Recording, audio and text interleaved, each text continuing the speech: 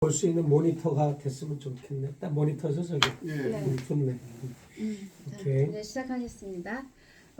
오늘 그 2023년 12월 28일 그 저기 광화문 토주에서 우리 최재형 목사님 모시고 인터뷰를 진행하도록 하겠습니다.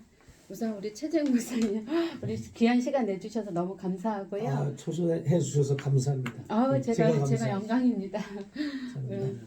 우선 우리 최재형 목사님에 대한 그 간단한 프로필 좀 어떤 활동을 하셨고. 네, 저는 재미교포 목회자고요. 네네. 통일운동을 하고 있어요. 그래서 한국에 와서 이제 북한 바로 알기 강연, 그다음에 남북 문제 강연, 통일 강연 하고 그리고 이제 책을 집필하고 이제 북한에 관한 책 이런 거를 집필하고 활동하는 그런 교포입니다. 예. 아, 그러면 미국에는 언제 건너가신 건가요? 네, 지금 저는 이제 시민권자고 하니까 좀 오래됐죠. 네. 지금 이제 그 한국에 오셔가지고 굉장히 지금 목사님이 굉장히 지금 이슈가 되고 계신데, 예, 그리고 통일운동에 대해서 관심을 갖고 NH 비전 그 2020년 기구 설립을 하셨잖아요. 그 NK 비전. NK 비전 설립을 하시게 된 그 배경을 좀 설명을 좀 해주세요. 예. 이제 통일운동이 네. 다양한 이제 형태로 있잖아요. 네. 근데 이제 제가 세운 NK 비전 2020은 네. 내가 북한을 이제 관련됐다고 해가지고 사람들이 노스 코리아로 하는데 노스 코리아가 아니고 뉴 코리아입니다. 뉴 코리아 비전 2020. 그러니까 통일이 되려면 남과 북과 해동포 3자가 함께 힘을 합해서 통일을 위해서 열심히 노력하자라고 하는 뜻에서 NK 비전 2020을 세웠고요. 네. 그 산하에 5개 또 단체가 있어요. 예, 그래서 예. 역사 파트, 언론 파트, 종교 파트, 경제 파트, 그리고 문화 예술 파트. 예술 파트. 그렇게 5개 파트가 있습니다. 그 어떤 그 언론에 인터뷰하신 거 보니까 그 문화예술하고 그 김건희하고 이렇게 저기 그 뭐죠 그 밀접한 관계가 있잖아요. 그 활동을 많이 했잖아요. 그쪽에서 김건희가 네, 코로나 예, 때문에 예, 예, 있죠. 맞습니다. 그래서 그쪽 이제 그 대기업하고 이렇게 결탁을 해가지고 김건희가 거기서 후원금을 많이 받았다는 그런 그거를 이제 목사님이 이렇게 그걸 인지를 하고 그걸 좀 사회에 네, 알리려고 예, 좀 예, 노력을 하셨더라고요 보니까 그 부분에 대해서 좀 설명을 좀 해주세요. 네, 예, 이제 그 부분은 제가 설립한 문화예술위원회라는 데서 이제 통일지향적인 작가들의 모임이잖아요. 네. 문화예술 남북 문화예술위원회니까. 네. 그래서 이제 코로나 기간에도 문재인 정부 시절에 이제 그 남과 북의 화가들이 미술 전시회도 열었어요. 네. 그리고 이런 통일지향적인 활동을 많이 하는데 이제 그 중에는 이제 보수 성향, 진보 성향, 민중미술 하는 분들, 네. 또 다양한 분들이 거기 회원들이 있잖아요. 그게 계기가 됐고 또 제가 개인적으로도 미술에 굉장히 관심이 많아서 이제 뭐 디렉터들, 그 다음에 뭐 갤러리아 관장분들, 뭐 화가분들 이런 분들을 많이 이렇게 네트워크가 있어요. 그래서 그분들이 이제 간간히 소식을 전해주는 게 있는데 네. 이제 과거 이제 윤석열 검사가 검찰 간부 시절, 네. 그다음에 또 더 나가서 중앙지검장 시절, 그리고 이제 검찰총장 이런 검찰 간부를 지낼 때 네. 그의 부인 김건희 여사가 네. 그때 뭐 여사는 이제 영부인에게만 우리가 쓰는 용어인데 그때는 이제 윤석열 검사의 부인 김건희 코바나 콘텐츠 대표가 이제 많은 대기업이나 업체들로부터 협찬과 후원을 이렇게 하고 있다는 소식을 들었어요. 그래서 저는 일단 화가들의 편입니다. 일단은 왜냐하면 화가들은 이제 전시회를 하고 그러면 후원 업체나 이런 게 중요하잖아요. 그렇죠. 네. 그래서 이제 또 그런 거다 생각을 했는데 가끔 이제 정확한 정보들을 아주 리얼한 정보들을 알려주는 분들이 있어요. 이제 커버나 콘텐츠가 남편의 검찰 간부 권력을 활용해가지고 업체로부터 너무 노골적인 후원을 받는다 이런 얘기도 내 이제 평소에 들었고요. 그건 이제 이 일과 상관없이 평소에 내가 알고 있는 거였고 또 하나 내가 시민단체에 활동하는 게 있는데 통일운동 말고 사법정의 국민연대라고 하는 예. 그런 단체에서 내가 예. 지금도 공동대표로 있는데 공동대표만 거기에서는 이제 법조 비리, 법조 카르텔로 인한 피해자들을 상담해주고 그 일을 해결해주고 그러는 일들을 하는 곳인데 저는 이제 미국에서 한국 왔다 갔다 하니까 거기를 그런 일을 전적으로 할 수 없으니까 저는 이제 법조 비리 쪽으로 검찰의 어떤 비리 이런 쪽으로 많이 저는 이제 포커스를 맞춰서 했었죠. 그러면서 저희 단체와 비슷한 명칭을 가진 단체가 있는데 사법정의 바로세우기라는 그런 단체가 있어요. 그래서 결국은 그 단체가 커바나 콘텐츠를 고소고발을 했었어요. 그런 의혹 때문에. 그런데 올 2월 3월에 혐의 없는 걸로 판결이 났죠. 아무래도 지금은 권력을 잡고 있는 정권을 잡고 있는 그 사람이 이제 고발당한 거니까 누가 대통령의 부인을 상대로 그렇죠. 패소하게 하겠습니까? 재판부가. 그래서 이제 그런 일이 있었고요. 그래서 이제 그런 많은 의혹들이 있었지만 나는 뭐 대통령이 됐고 영부인이 됐으니까 그런 쪽으로는 청렴하다 생각했는데 이번에 이제 제가 접견하면서 그런 게 아니라는 거를 내가 발견하게 된 거죠. 예. 참 실망 많이 하셨겠어요. 그 네, 김건희에 네, 대해서. 예. 온 국민들이 다 마찬가지일 거예요. 네, 특히나 이제 우리 진보 쪽에 있는 분들은 또 특히나 네. 또 김건희 여사에 대한 그런 어떻게 보면 좀 천박하다 할 정도로 그 같은 여자로서 저도 정말 수치심을 느끼거든요. 그러셨어요? 저도 사실은 미술을 해요. 그냥 미술 제 서양화를 하고 있거든요. 그래서 그러시군요. 이제 예. 미술 단체에서 제가 이제 활동을 하고 있는데 제가 이제 남편한테 그런 얘기를 했어요. 김건희 같은 여자도 그 영부인을 만들어주는데 윤석열이 당신은 나한테 해주는 게 뭐냐 그런 말을 좀 했어요. 내가 김건희보다 못난 게 뭐 있냐. 김건희는 다 뜯어 고쳤잖아요. 네. 저는 고친 건 없거든요. 하여튼 농담이었고요. 일단은 저기 진보 성향의 목사님들도 불구하고 김건희 여사와의 그 두터운 신분을 지금 유지하고 계시거든요. 근데 지금 현재는 아니시지만 그 과정, 이제 친분을 유지하게 된 그 과정을 좀 설명을 좀 해주세요. 그러니까 양평의 그 부모님들과의 관계 그런 거를 이제 중요한 게 아니고 중요한 건 아니겠지만 이제 지난 대선 때 이제 윤석열 후보하고 이재명 후보와 윤석열 후보가 이제 엎치락뒤치락 했지만 그래도 꾸준하게 상승 곡선 이제 당선 유력 후보는 이제 윤석열 후보였어요. 뭐 이제 늘 그래프가 올라갔잖아요.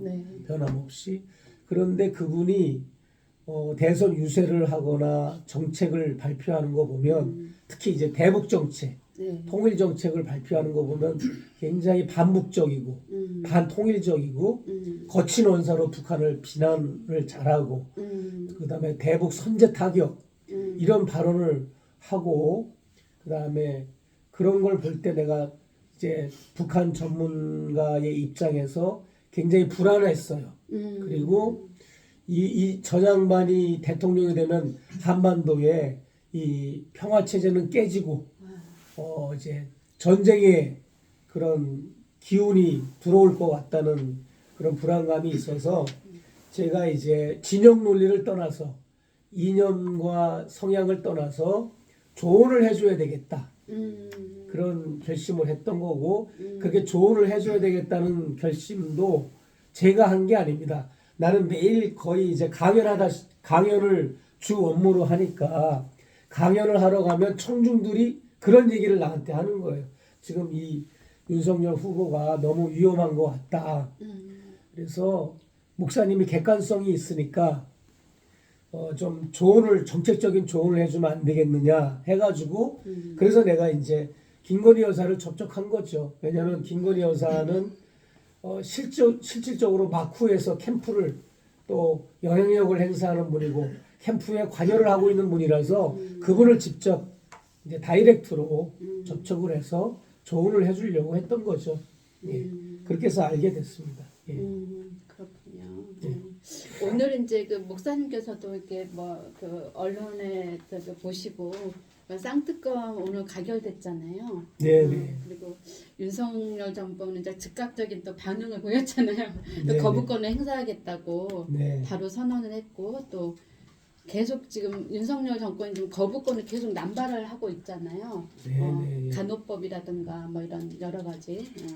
그런데 이제 목사님 오늘 이제 보시고 이제 많이 그 느끼셨을 텐데 앞으로 이제 국정의 흐름과 바람직한 그 국정의 방향 제시에 대한 목사님의 의견이 좀 듣고 싶거든요. 네네. 우리 옛말에 이런 말이 있잖아요. 네. 여러분들 뭐냐면 무법천지라는 말 있잖아요. 무법천지. 무법천지가 뭔 것 같습니까? 우리 사회자님은. 무법천지 법이 없고 그야말로 그냥 무대뽀로 네네. 무대뽀죠 무대뽀. 그게 옛날에 쓰던 말이거든요, 사실. 네, 네. 근데 요즘같이 헌법이 있고 네. 민주체제 시스템이 있는 사회에서 무법천지는 상상할 수 없죠. 네. 입법, 사법, 행정이 그렇죠. 다 상권 분립이 상권 되어 분립이 있고 되어 있는데. 사법제도가 이렇게 철저하게 이렇게 작동되고 있는 이 대한민국에서 무법천지가 현실이더라고요. 왜냐면 무법천지라는 말의 뜻의 정의는 죄를 짓고도 처벌을 안 받는 게 무법이에요. 그래서 그런 사회가 행행하는 것을 무법천지라고 그러는 거예요. 그런데 거기에서 대표적인 인물이 윤석열 대통령과 김건희 여사인 거예요. 후보자 시절부터 수많은 의혹과 거의 이제 범죄 의혹이 거의 뭐 이제 팩트에 가까움에도 불구하고 이 검찰 권력이라는 걸 가졌으니까 그걸 이리저리 피해가고 미꾸라지 같이 이렇게 저렇게 하여튼 법망을 피해가고 또 처벌을 안 받고 갖가지 이런 혐의들이 그물망에 막 그냥 물고기 걸리듯이 많이 걸렸는데도 정말로 그걸 그 검찰 권력으로 회피해 갔는데 이게 윗물이 맑아야 아랫물이 맑는데 대통령 내가 이런 범죄 혐의가 많은 사람들이다 보니까 이게 장차관을 임명하거나 고위공직자를 임명할 때도 그런 사람들만 또 임명해가지고 청문회 보낸다고요. 그러니까 청문회에 앉아있는 고위공직자들을 보면 교도소 깜빵에 가 있을 사람들이 청문회 장관 되겠다고 고위공직자 되겠다고 앉아서 청문회를 하고 있잖아요. 다들 공감하시죠? 네, 그럼요. 그러니까 이제 자기들도 불안전하니까 그런 사람들만 임명하고 그러는 거야. 너희들 이런 약점이 있는데도 내가 임명했으니까 나한테 충성해 이놈들아 뭐 이런 것도 작동하겠죠. 그래서 이 대한민국이 윤석열 정권이 성공하려면 죄를 지었으면 반드시 죄를 지은 거기에 준하는 처벌을 받고 대가를 받아야 돼. 그게 없으니까 이게 세상이 지금 이 지경이 되는 거거든요. 그래서 대통령이 죄를 졌으면 대통령에 준하는 대통령은 이제 아무래도 특권이 많잖아요. 특권이 많아도 특권이 많은 상황에서도 하여튼 죄에 대한 대가는 최대한 받아야 되고 뭐 영부인이 죄를 졌다면 거기에 대한 처벌을 받아야 되고 장관이나 국회의원들이 처벌을 받았으면 국회의원들도 뭐 특혜가 많지만 하여튼 그럴지라도 거기에 상응하는 처벌을 받고 그래야 이제 이 권선징악이 작동이 돼야 되는데 이거는 뭐 말이 아닌 거죠. 그래서 지금 거부권을 행사하겠다는 이 얼음장, 이 엄포는 이 배짱은 이 어디서 오는 겁니까? 이런 무모함이 국민의 뜻에 순응하면서 겸허하게 특검에 임하겠다고 그래도 용서해 줄까 말까인데 어디 거부하겠다는 말부터 바로 이렇게 즉답을 하느냐 이 말이에요. 그래서 우리 정치권이 야권이 하나가 돼가지고 반드시 이거를 추진해가지고 이제 쌍특검이 이제 시행되도록 해야 될 것이고요. 앞으로 국정의 흐름은 정말 이 윤석열 정부가 퇴진을 하거나 잦은 사퇴를 하지 않고 계속 끝까지 가려는 결심을 했다면 뼈를 깎는 분골쇄신의 마음으로 정말로 새롭게 모든 조직을 재정비하고 420명의 대통령실 직원들 다 다시 한번 구조조정해가지고 정말 전문가들을 안쳐야 되고 김대중 대통령이 훌륭한 거는 뭐냐면 임동원 통일부 장관이라는 분이 있었어요. 그분이 국정원장도 지내고 통일부 장관도 지내고 청와대 외교안보 특보도 지낸 훌륭한 그런 아주 그 김 대통령의 오른팔 역할을 했던 분인데 이분이 실향민이고 이북 오도민 북이 고향인 분이라 이분은 보수적인 분이야 원래. 그런데 김대중 대통령이 계속 사람을 보냈어. 나하고 같이 일해달라. 처음에는 노했어. 거절했어. 또 보냈어. 또 노했어. 또 보냈는데 또 노했어. 여러 번 보내니까 마침내 임동원 선생이 수락을 해서 김대중 대통령하고 딱 합해지니까 얼마나 시너지 효과를 잘 냈냐고. 국정원장도 잘하고 통일부 장관도 잘하고 청와대 외교안보 특보도 잘했잖아요. 그러니까 뭐냐면 진정한 리더자는 적진에서 참모를 구해와야 되는 거야. 근데 이 윤석열 정부는 그들만 보수들만 이상한 사람들만 갖다가 장관에 앉히고 차관에 앉히고 고위공직자에 앉히잖아요. 야당에서도 좀 야성이 있는 사람에서도 좀 고위공직자를 데려오고 이렇게 해야지 이게 좌우의 가치가 균형 있게 국정에 반영이 되잖아요. 근데 이건 뭐 그냥 그들 보수적인 사람들 그 다음에 뉴라이트에 그냥 꽉 무장된 사람들만 갖다가 정부에 포진을 하니까 나라가 이게 방향이 완전히 우편향으로 가고 그 결과가 뭐냐 반북적이고 반통일적이고 반김 그러면서 거꾸로 친미 친일 정권이 돼버린 거예요. 이러다가는 나라를 그냥 일본에 떠다 바치고 미국에 그냥 갖다 바치는 나라가 될 거예요. 이게 북한하고는 그냥 전쟁 직전에 그 위험한 상황이 돼 있고 그래서 그럼에도 불구하고 내가 진단할 때는 윤석열 정부는 자정 능력이 없어. 가망이 없어 내가 볼 때. 자정 능력도 없고 집단 지성도 없고 개혁의 정신도 없고 어떻게든지 그냥 총선에서 무리수를 두고라도 어떻게든지 뭐 많이 의석수 차지하려고 그러고 다음에 또 정권 잡으려는 생각들만 하고 있지 정말 국민들을 위해서 무엇을 민생을 위해서 무엇을 할 것인가 우리나라의 미래를 위해서 후손들을 위해서 무엇을 할 것인가 비전을 제시하고 또 조국 통일을 위해서 남북 통일을 위해서 무엇을 할 것인가 제시하지도 못하고 헌법에 제일 먼저 나오는 게 대한민국 대통령은 통일을 위해서 반드시 평화 통일을 위해서 일을 해야 된다고 명시가 돼 있어요. 근데 지금 직무유기야 이거.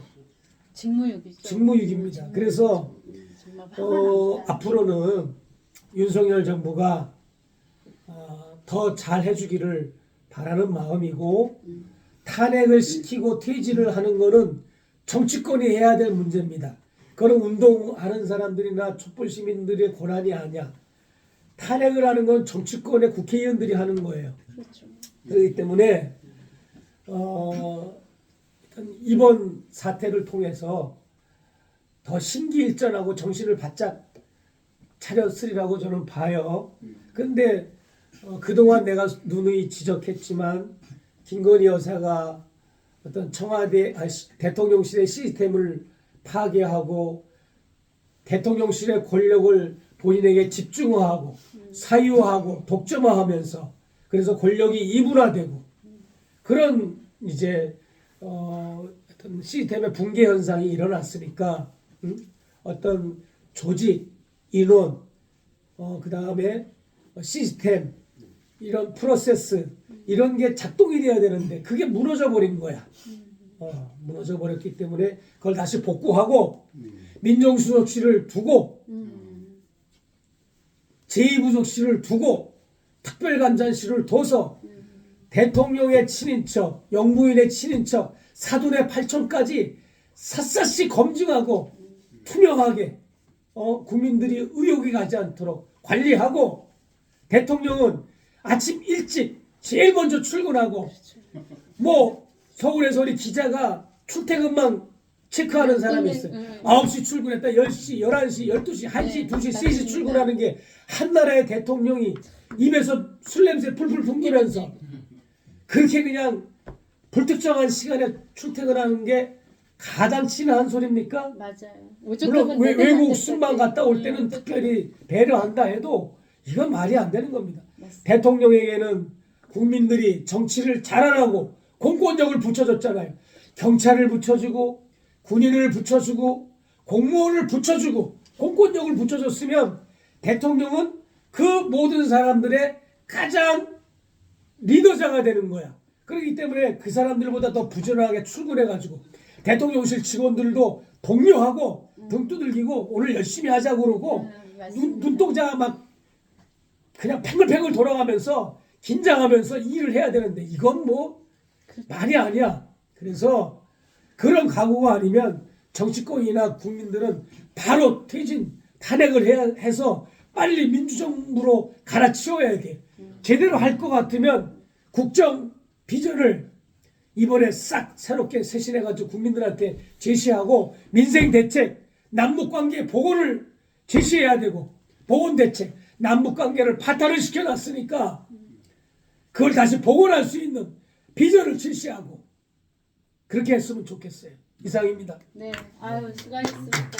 목이 아파서 더 많이 말이 안 그렇죠. 나와요. 오늘 너무 그냥 말을 많이 너무 인터뷰도 많이 하고 그래서, 예. 식사도 제대로 이렇게 하시고.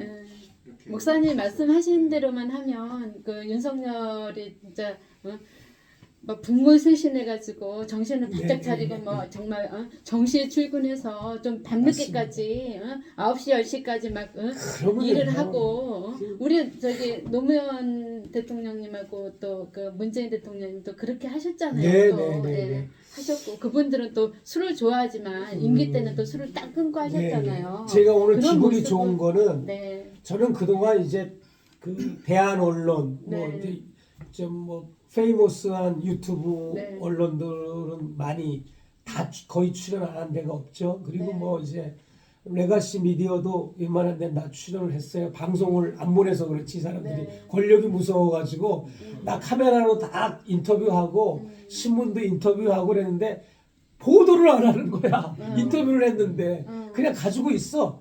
눈치 보느라고. 근데 오늘 제가 기분이 좋은 거는 네.